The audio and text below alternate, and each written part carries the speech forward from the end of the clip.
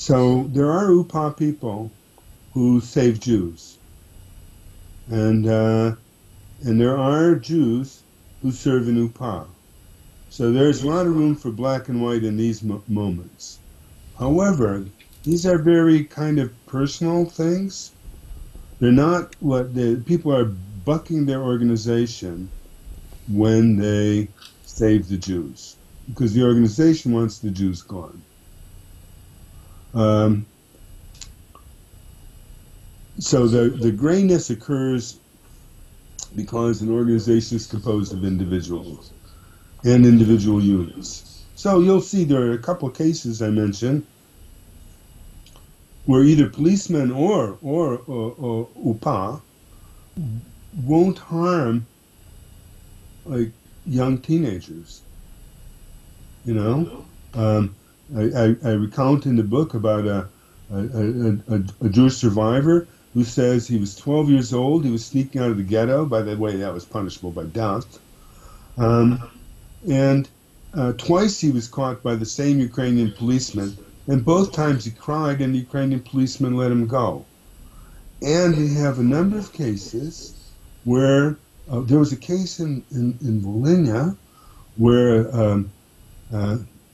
you have to realize UPA didn't know German very well, because a lot of the draftees were from Volhynia, where German was not known. Galicia people knew German, but not in Volhynia, except the Galicians who worked there in UPA. But there was a kid, he's about 12 or 13, and they used him to write letters, and mainly to write letters, because a lot of the peasants there were illiterate. And then they kind of made a mascot out of him, and took him in and taught him how to deal with explosives and defuse them. And other cases of like young teenagers, 13, 14, 15, being kind of saved by units. Women, no, there are no cases in that. People saving their former friends. Or there was a case, an interesting case. I get it entirely from a very sound.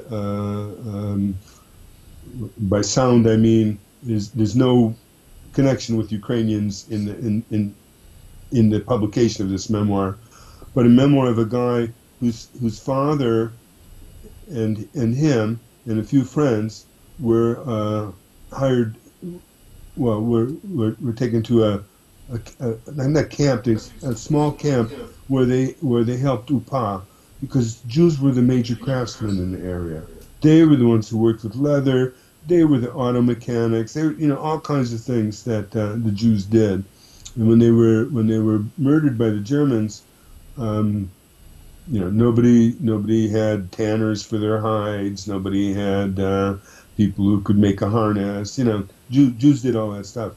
So this guy and his father and some family members worked for OUN, for the UPA, and their liaison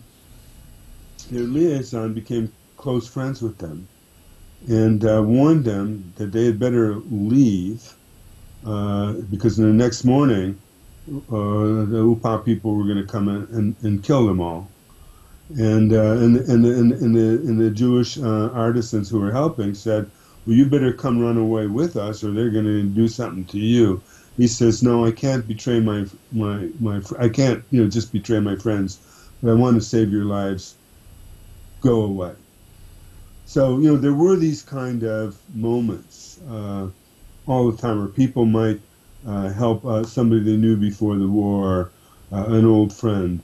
Those kind of things happen all the time. I want to point out that also happens in the Wehrmacht, and even happens in the SS sometimes. So this is true during any kind of genocidal moment. Even when you read the memoirs of the Holodomor, you can sometimes see that they're protected by somebody who should have been involved in killing them. So this is.